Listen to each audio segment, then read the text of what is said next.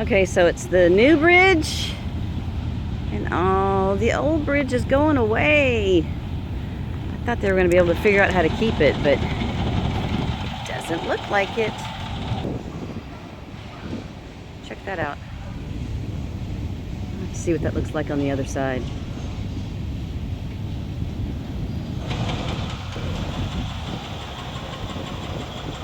Kind of made the old one, or the new one look like the old one.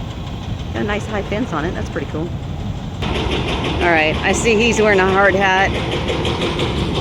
I don't have a hard hat, so I'm not gonna get any closer.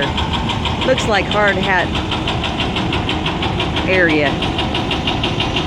That thing's up there, like, I think beating on the old bridge.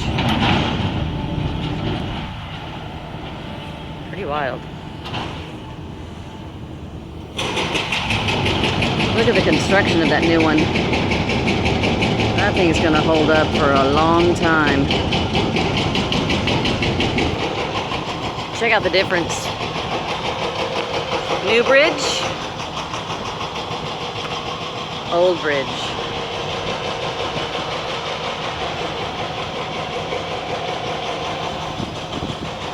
It's higher up too. You can see where that train's about to go under. Difference in the height. They raised it up a few feet.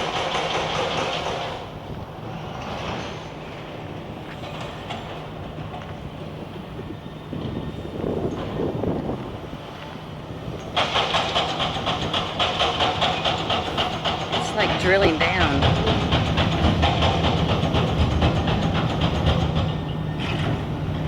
Check this thing out. Come on, come back closer.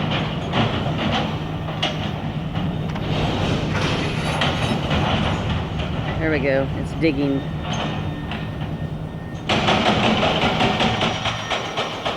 Looks like a jackhammer. Wild.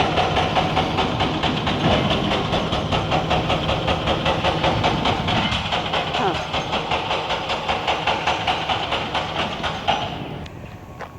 So once they get all that wall torn down, they'll get started on the other side.